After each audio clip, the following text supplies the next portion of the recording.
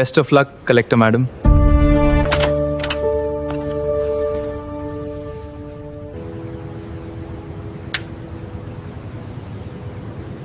आप IAS interview के लिए आई हैं? जी सर। जी मैम।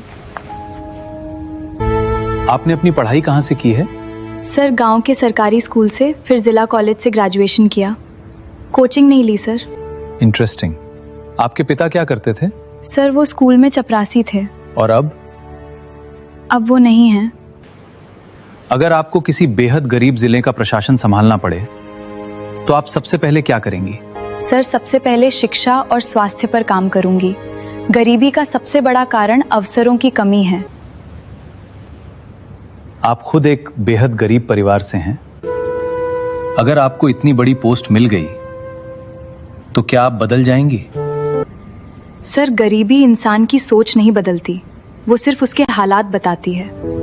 आपकी सबसे बड़ी ताकत क्या है? हार ना मानना।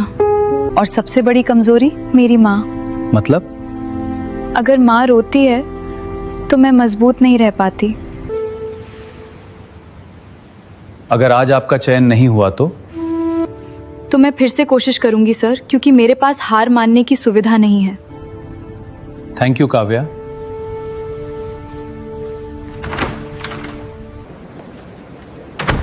इतनी जल्दी खत्म?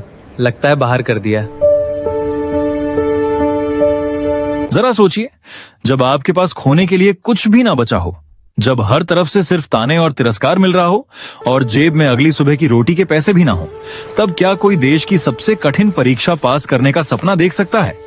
शायद आपने भी कभी जिंदगी में ऐसा महसूस किया होगा कि जब मुश्किलें चारों तरफ से घेर लेती हैं तो इंसान अंदर से टूटने लगता है।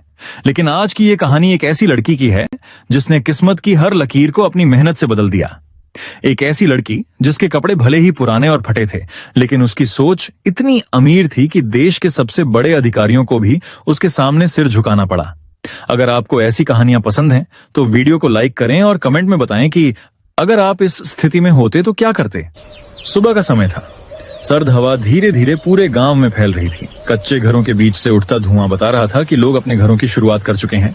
उसी गांव के आखिरी छोर पर मिट्टी और टिन से बना एक छोटा सा घर था, जहां काव्या अपनी माँ के साथ रहती थी।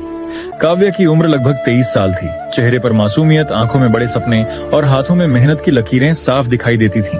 उसके पिता कभी गांव के स्कूल में चपरासी थे, लेकिन कई साल पहले बीमारी के कारण उनका देहांत हो गया था।